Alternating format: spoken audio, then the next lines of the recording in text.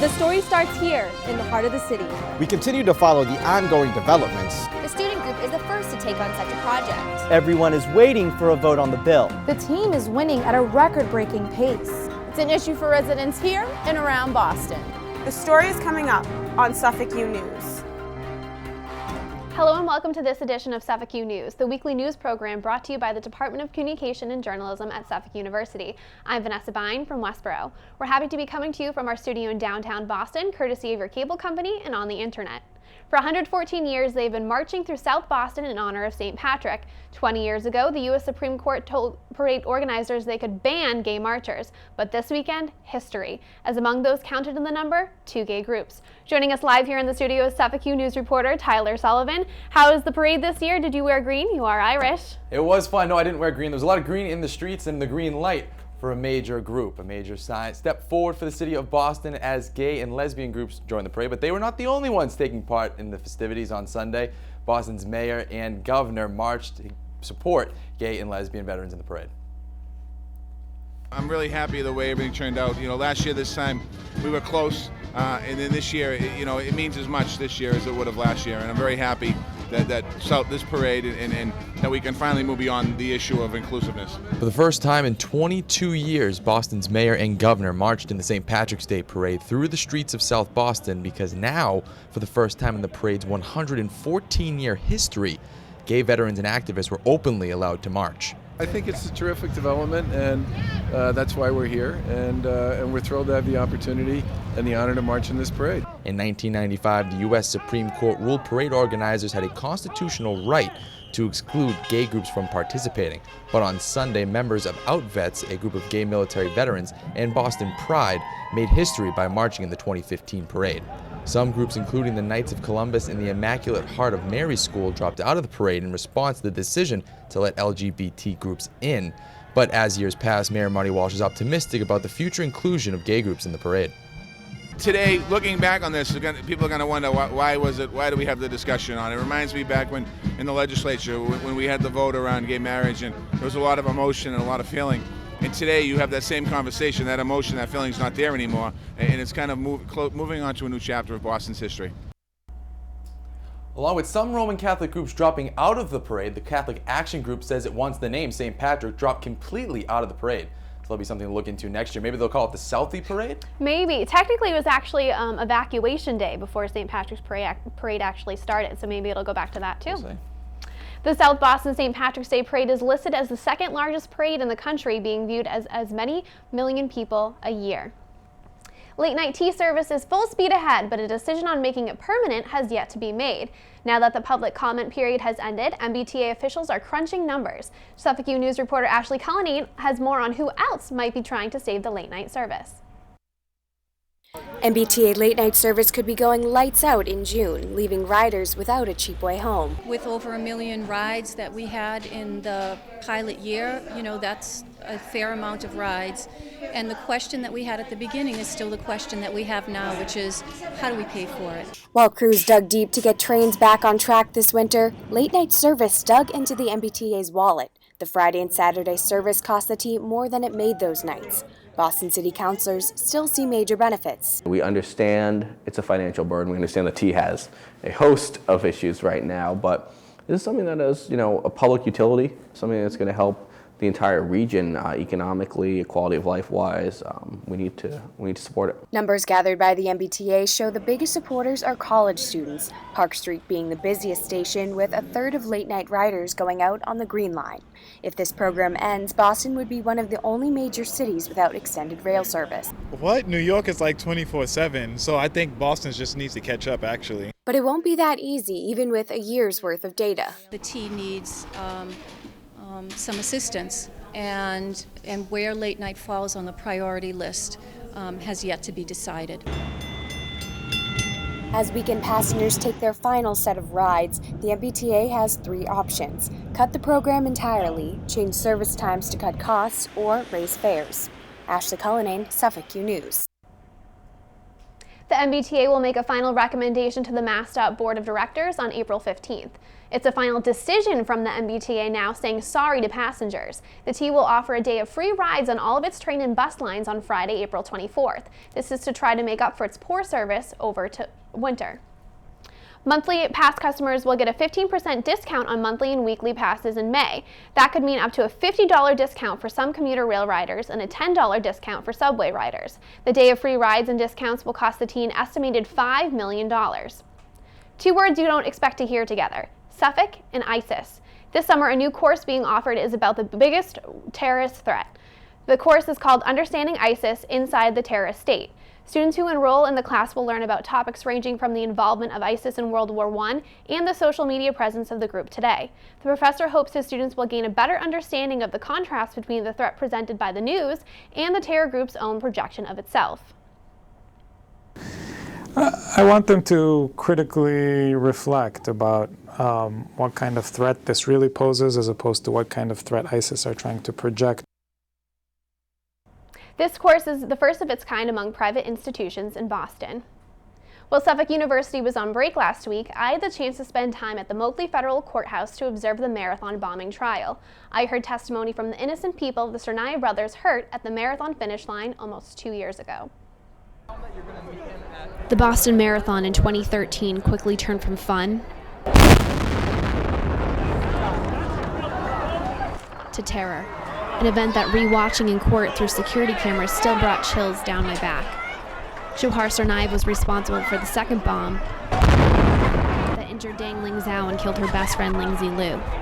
In the courtroom, Zhao was left trembling for seconds at a time, forcing me to drop my head as my eyes watered thinking about her tragic story. Among others injured at the scene 2 years ago was Jessica Kensky, who no longer has legs. Imagine having to relive this day through scars, nightmares, and BBs that are still implanted in your body. When I saw Johar Tsarnaev sitting in the courtroom smiling with his attorneys and having no emotion to powerful testimony, I was disgusted. But not as disgusted as when I saw him in a security camera run away after the first bomb went off, then turn around to watch the second, his bomb, explode. Suffolk U News continues after this break. Okay, so we drowned the fire, stirred it, drowned it again, and now just feel if it's cold. Yeah. Cool.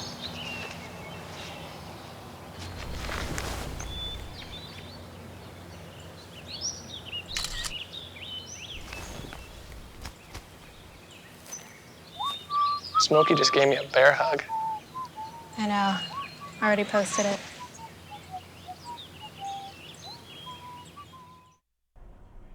Further discussion about Boston's future continues right here on our campus. Hundreds filled the seats at Suffolk University's C. Walsh Theater, many seeking answers to their questions about the future of Boston's infrastructure, its tea, and its legacy. Key players in the bidding process answered and offered insight into what they think a Summer Olympics means for the future of the city. Co-founder of No Boston Olympics, Chris Dempsey, was also at the event. He explains his role with Boston 2024. I think we're in a conversation with them. You know, we don't want to be obstructionist here. We're not digging in our heels. We're trying to point out areas where we think the bid can be improved while still saying, look, we'd rather have you pull this from the table now. We think there are other priorities we should be focused on.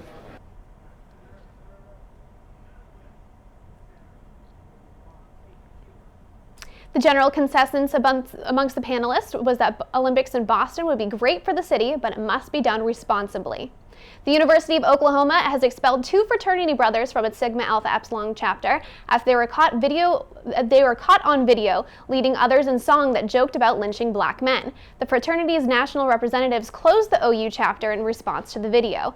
SAE is present here at Suffolk University, and the president of our chapter commends how Oklahoma and his national brothers are handling the situation. This wouldn't happen with my guys. None of my guys would do such a thing, first of all and foremost. But if something like this were to happen, yeah, I think the exact same steps would be made because it's an unacceptable thing for an SAE. And if this would happen to anybody in my fraternity, I would hope the same thing happened to them. Sigma Alpha Epsilon is the nation's oldest fraternity, founded in 1856.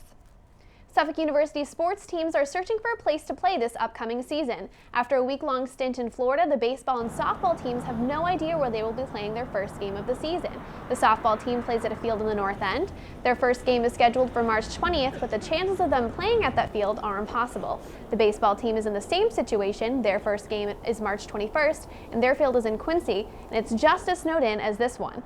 Softball coach Jacqueline Davis explains that she has been doing to ensure home games are played on schedule. We're just working with the city really hard to trying to find a solution.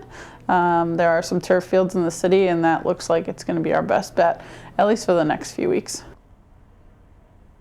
Both teams have reached out to Emerson College to see if they can share a field for the beginning of their season. New Englanders are used to snow, but for students from other countries, coping with this year's record-breaking snowfall has no small feat. Suffolk U News asked international students about the challenges this winter has presented.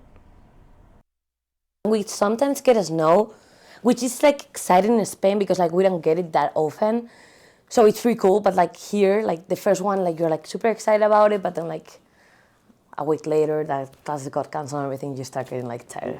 And for the first time I came here, we have the snowiest winter ever in Boston.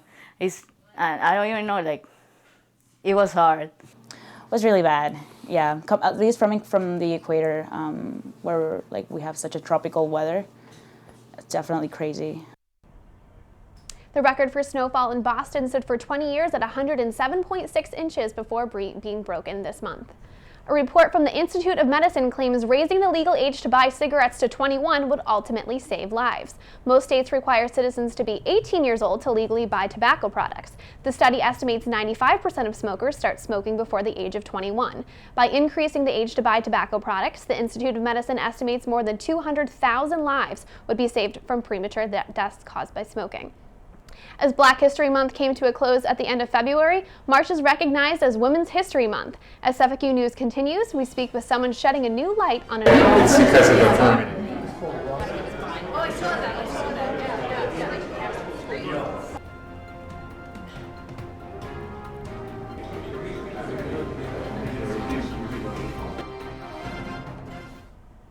It's a beautiful day out here. Sunny today with light breezes, giving way to clouds in the afternoon. We could see some light precipitation to moderate precipitation later on, followed by powerful storm-like conditions. 90 miles per hour winds are expected. Authorities are asking everyone, stay indoors. Come on, that's it. Let's go.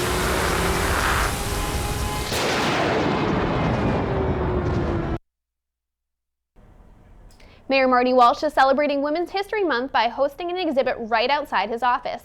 Located on the 5th floor of Boston City Hall is Lift, a series of photographs taken by award-winning artist Leanne Brandon, showing the challenges and joys women powerlifters experience. Our Suffolk U News reporter Aver Hernandez explains what powerlifters are and how Lift is fitting for Women's History Month. For Leanne Brandon, the image of a woman powerlifter has been inevitably shaped throughout the years by the influence of the media. Women athletes and women powerlifters have been so stereotyped, and these women do not look like the women that you see in the media with the bulging muscles and all that kind of stuff. They look like fairly normal people, except that they can lift like 300 pounds or 400 pounds. Despite false perceptions of women powerlifters, subjects in the exhibition feel honored to be featured in the Women's History Month exhibit. I was so excited to see this as part of Women's History Month because I think Lift shows women in a really positive, powerful light, and that's important. As the oldest subject and holder of 4 world records, Jane Stabile explains how times have changed since her childhood. When I was a kid, you were supposed to be pretty, and that's about it. It was okay to be smart if you didn't, show off in front of the boys or anything. But things have really changed. Every woman featured in the exhibit has won at least one competition in powerlifting. Aver Hernandez, Suffolk U News. If you plan on visiting the exhibit, you have until the 31st of this month to do so. That does it for this edition of Suffolk U News. I'm Vanessa Bine. Be sure to keep watching for our newscast coming from you from the school with the heart in the heart of the city. As we say goodbye, we take you back to the sights of the sounds of St. Patrick's Day Parade.